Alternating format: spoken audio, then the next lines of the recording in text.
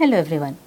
So continuing our discussion on ethnographic research methods, today we will be discussing about field notes and ethnographic documentation, how to do these. So the key learning outcomes of this particular lecture are we will learn how to record the jotting downs during the session and expand them into full description notes afterwards. We will also build 3 layers of notes: the jottings, the descriptions and the reflections. Then we will learn how to triangulate with photos, videos, artifacts and interviews, and we will organize and index the notes for thematic analysis and an auditable trail. So the 3 layers of field notes, let's get started with that. So when we are trying to jot down notes in the field, then they are supposed to be minimal notation. If you know shorthand, or if you have evolved your own shorthand notations, you can use them keywords only.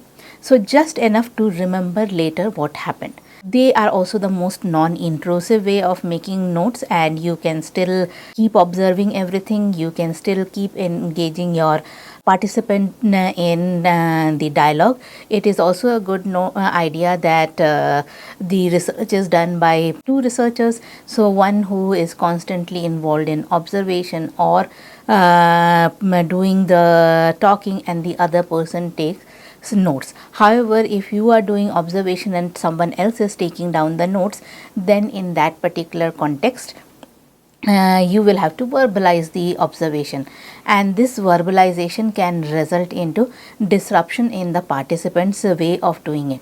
So you have to identify the best way in which you can do it. So maybe when you are doing the observation, you yourself are making the notes, and when you are engaging with a dialogue with somebody, then someone else can take the notes. Then comes the descriptive notes, which is the expanded version of what we did during the field visit.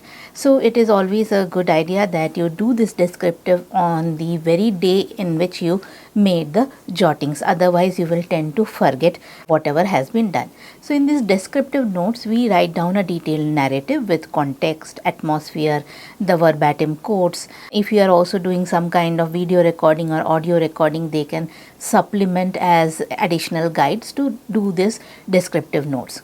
Answer what happened, who was involved into doing that, what was the setting, and what were people saying in these descriptive notes. Then comes the reflective notes. These are the analytical parts. So here you write down your impressions, emerging hypothesis that is coming out from whatever research you have done till now, the patterns you are noticing, and the questions that you might start having for further probing.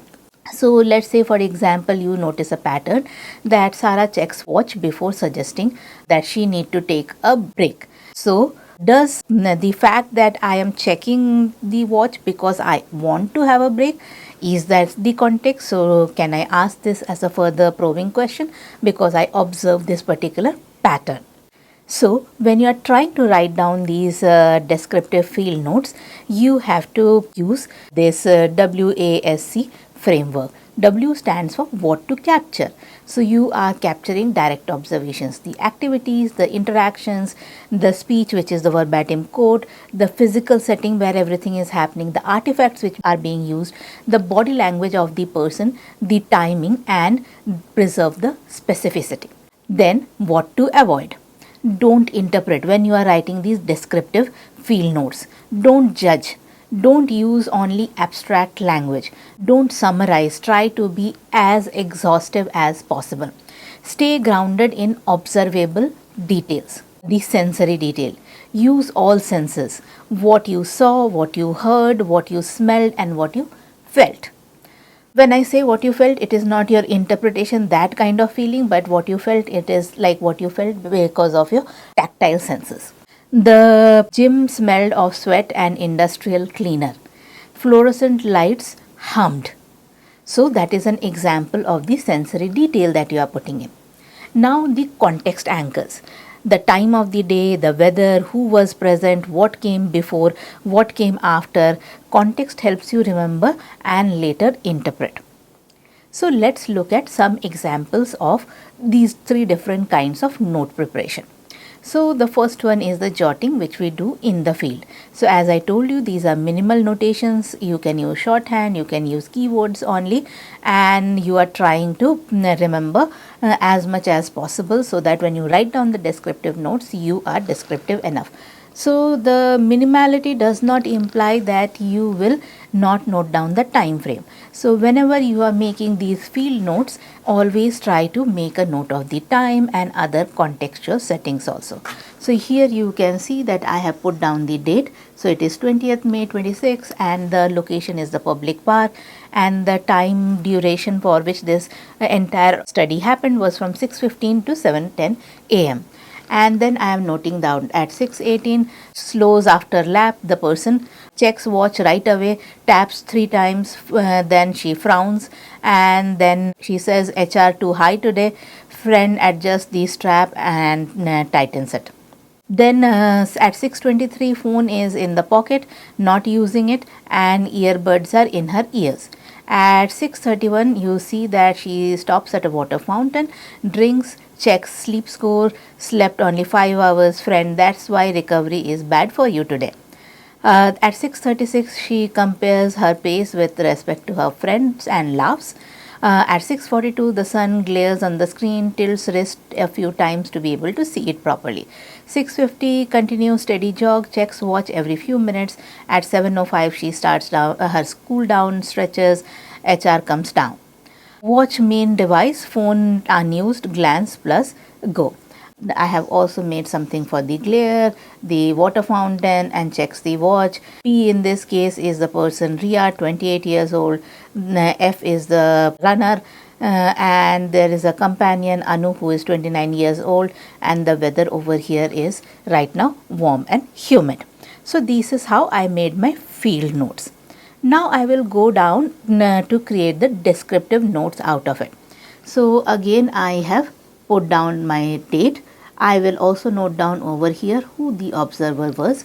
So the observer's code over here is R, and I am describing now the news. So first I put down the context. Early morning at public park, warm and humid, jogging track moderately crowded, many regulars were present. So you can see I am still not writing in full sentences. You may write in full sentences also, but the difference over here is in the expansion of the entire context, so which I have to note down that very day, otherwise I will forget these things. So the participants over here is a female whose age is approximately 28 years, and her friend Anu, a female, 29 years, several other runners and walkers in the same area.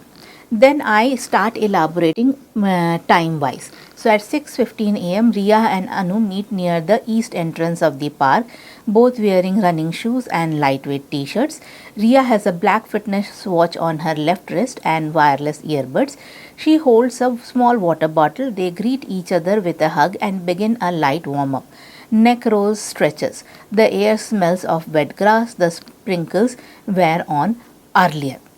So now I am elaborating on everything which happened. At 6:18, which was my first note in my jotting down, I described the situation as they start jogging in an anti-clockwise direction. After about 300 meters, Ria slows down to a walk and raises her left wrist towards her face. She taps the watch screen 3 times with her right index finger. She frowns slightly and says, heart rate too high today. Her breathing is heavy but controlled. She tightens the strap of the watch, pulling it one notch tighter. So, if you look at the 6:18 description or the notes that I took during the field visit, they were very much shorthand notes so that I can remember, and then I have to recall back. Now, how much is your recall capacity after a day of performing lots of user research? It depends on your own capabilities. So you have to take these in-field notes dependingly on that much depth. When you are doing these in-field notes, you can also take some photographs and videos, more on those kind of documentation little later on, so that it helps you in remembering and creating this descriptive notes. I have also created a sketch of the park layout wherein I have marked down where the east entrance is, where the water fountain is located, and how these runners are going around. Then I have detailed out the environment over here, which talks about the weather, the warm humid conditions, the temperature, which is approximately 28 degrees Celsius, and the sky, it was partly cloudy. So you can see, as I said you, we have to note down all our sensory inputs that we got over here. So I have put down the strong morning sun from the east, the wet grass, the damp earth, there is a smell of that, the sound of birds, footsteps and distant traffic is there. I have also written down separately all the artifacts that I observed. The fitness watch, it is black in color, rectangular display. The wireless earbuds, which is white in color. There is a water bottle which is made up of metal and is blue. And there are running shoes which are grey in color. So it's not just enough to write down that there are running shoes. It is more better if you write down the sensory inputs also. So in this case, it is the color. Similarly, for the fitness watch, it is the color and the rectangular shape, and so on for other artifacts. So this is how I will create my descriptive notes. Now comes the reflective notes. So when you are creating these reflective notes, your idea is to jot down your impressions, emerging hypotheses, the patterns that you notice and the questions that might be arising as a result of all these things that you noticed. So I have tried to group them out. Firstly, I have put down emerging impressions. So Ria relies heavily on her fitness watch to interpret her body and guide her decisions during the run. The watch acts as a constant feedback loop that shapes her pace, effort and even mood.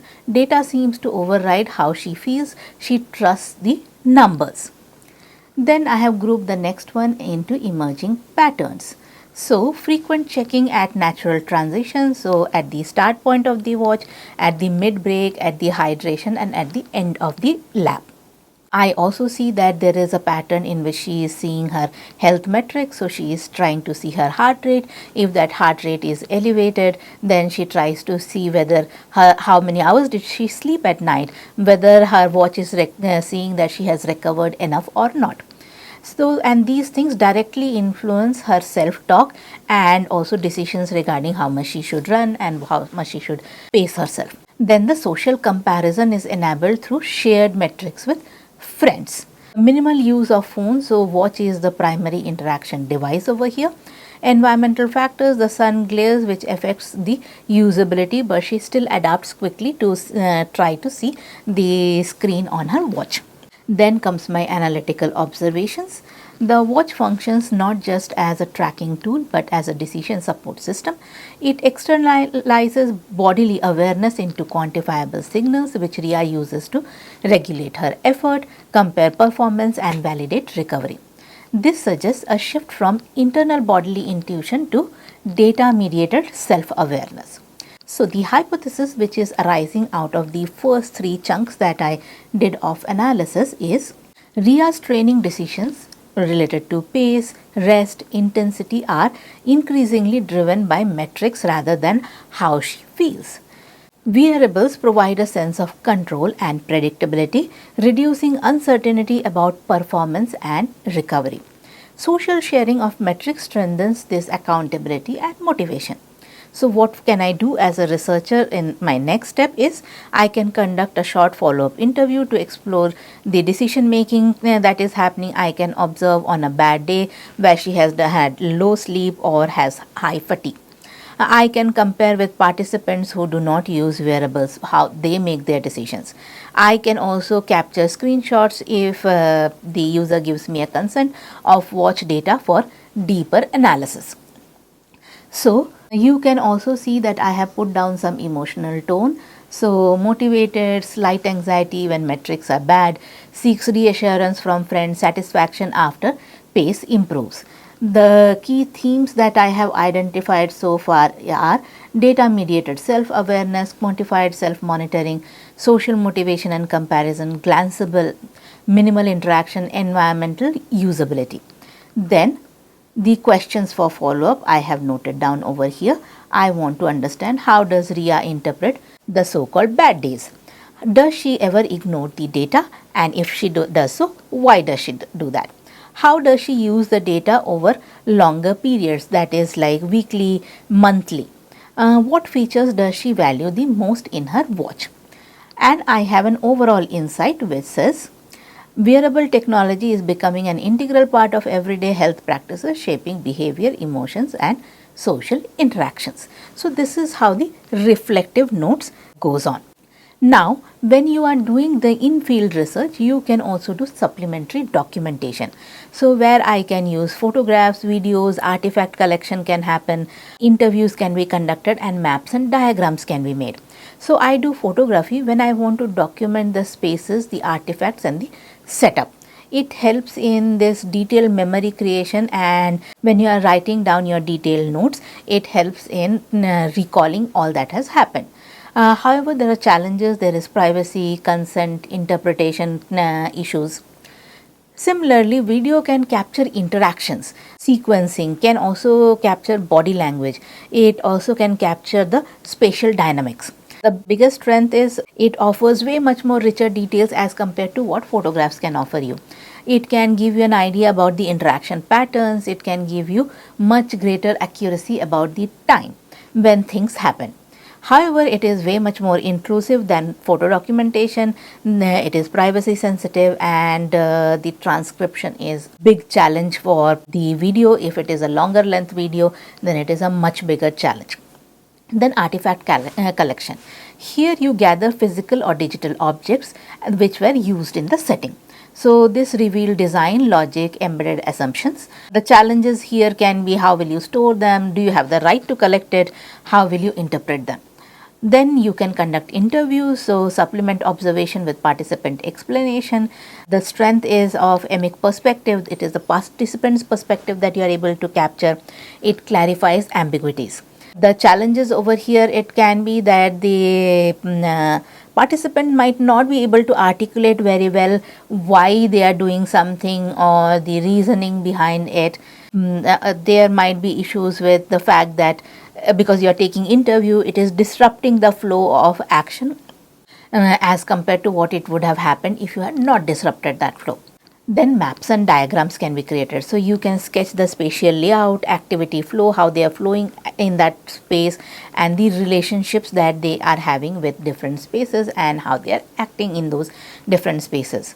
So this helps in remembering complex configuration. Let's say, for example, in the park, on a certain location there is unevenness on the ground. So she might be changing her pace, or she might be trying to avoid that. So she might go clockwise and then again anti-clockwise from that particular point at which she wants to avoid. So again, the major challenge over here is it is a time consuming process to create this kind of documentation. If you are very good with sketching and very fast with your sketching, then it eases that particular process. There can be also interpretation bias over here. So let's look at some examples to see how each one of them can be done. So let's say I want to use some kind of photography. So here in this example, you can see that it is a shop, and I have taken a picture of the shop. I can take multiple pictures of the shop from different angles, and it helps me get an idea of how the space has been organized, what are the different artifacts which are there, how the layout has been designed, how this helps somebody in picking up something, finding something, or it interferes in findability of something, how a customer comes and looks at the layout and tries to decide, okay, I want to buy this, I want to buy that, and it also gives you an idea about the material culture of that particular community where this shop is located. So it captures details that may be missed or forgotten, and when you come down to doing your detailed description writing, you can go back to this visual documentation to write down your documentation much better. So it provides visual evidence and memory aid, helps in understanding the context, the design and the environment. You can also put these down in your detailed analysis report, which gives much greater clarity to the people who are supposed to use this document to further process the information into usable design solutions. Then comes video recording. So in a video recording, we can very nicely capture behavior and interactions of people.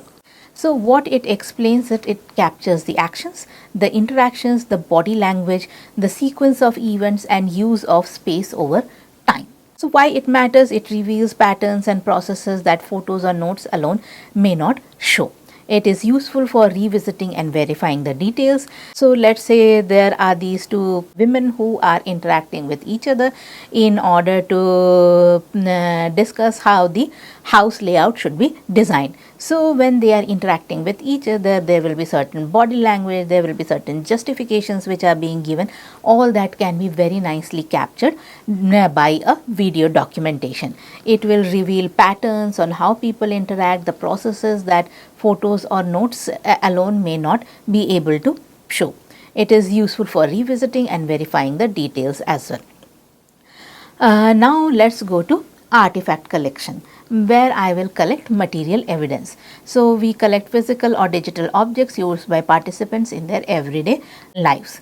You necessarily don't need to really collect the object. You can collect a photograph of that also and document it in artifact collection. So it helps in understanding the design, the kind of things that they have used. So let's say, for example, I am using this box in order to collect all the coins, and I might also use this box to collect only 20 rupees coins, and then I can ask them, why are you collecting only the 20 rupees coins over there? So maybe this person is interested in collection, or maybe there is some other person who said that if you give me a lot of 20 rupees coins, I will pay you some additional money for doing it. So you get to know about different kinds of choices this person is making. Let's say they are taking their note of all the sales that they are doing on a particular day in this notebook. So when you look at the notebook, the internal details, you can get an idea how they are recording all the sales and purchases that have been done on that particular day. So it helps us in understanding design, functionality, symbolism, and cultural meaning embedded in different kinds of objects. Now coming to interviews. So when I do these interviews, I am able to capture voices of people and their perspective on something. So when I want to understand why they are doing something, or I want to understand details of certain things on which I have a question, I can use this method. It captures participants' thoughts, beliefs, motivations, and explanations in their own words. It provides this EMIC, the insider perspective, and clarifies meanings behind the observed behavior. Let's say an interview with a shop owner about challenges of daily operations. Then I can create this maps and diagram, which is the spatial configuration. So where the counter is there, where the shelves are there, what is the entrance, where the chair and water dispenser is located, and so on. So it represents the spatial layout, how the movement happens, the relationships, or the conceptual understandings. It helps visualize complex information, clearly useful for recalling orientation, distances, and connections. So whenever you are organizing your notes and indexing them, you have to look at certain factors. So your note should be in a chronological log, wherein you should have mentioned the date, time, location, participants, activities, and page references, quick reference, and coverage tracking.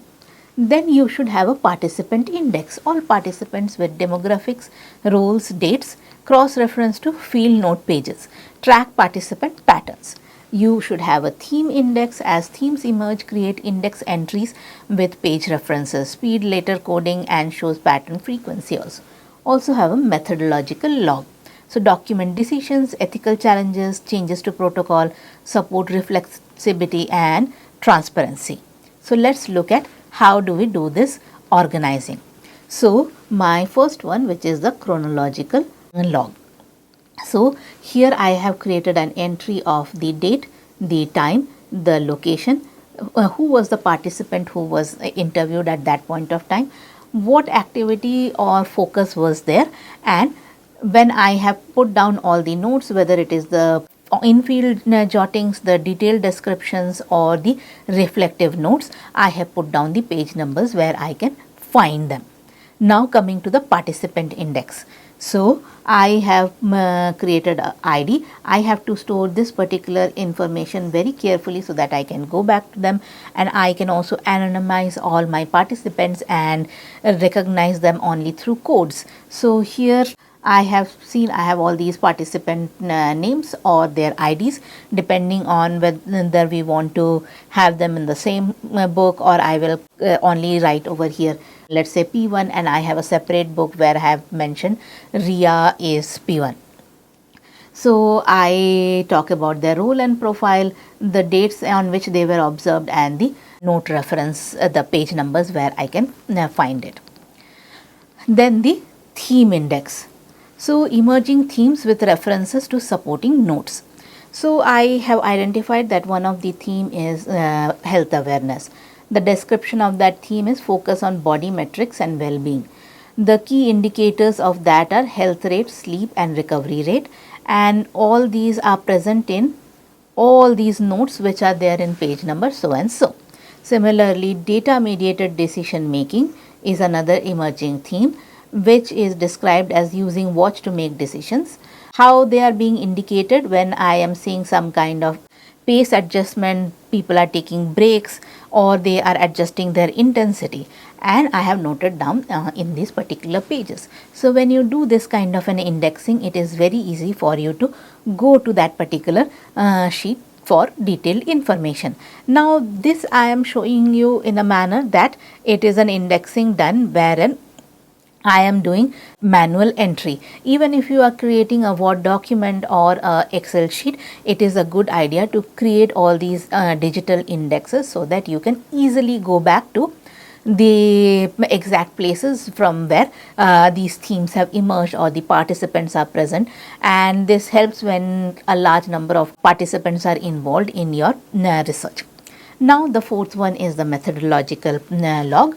So here I am recording decisions, changes and ethical considerations.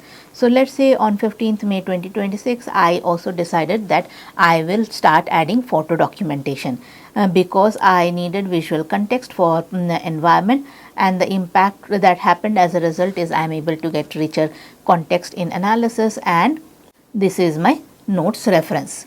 Then on 18th May, I changed my focus to recovery tracking, and participants emphasized sleep and recovery a lot. So that's why I decided this, and this I see as a new emerging theme. So this is how it keeps on evolving. So how do I do it? I will have my field notes, whether digital or physical.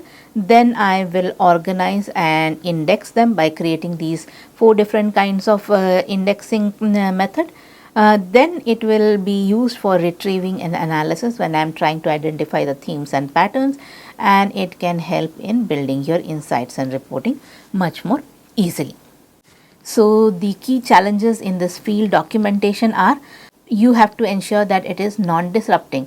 So writing these detailed notes while seated near a working loom risks disrupting the viewer's rhythm and concentration, say for example in our Swalkuchi example. So use minimal jottings in field, and then when you are done with your field work, then you write down the detailed jottings. However, do it as early as possible because you will tend to forget. During the field visit, try to be more engaged with your participants so that you are able to build more rapport, more trust, and the participant is not feeling alerted because of your presence. The language barriers.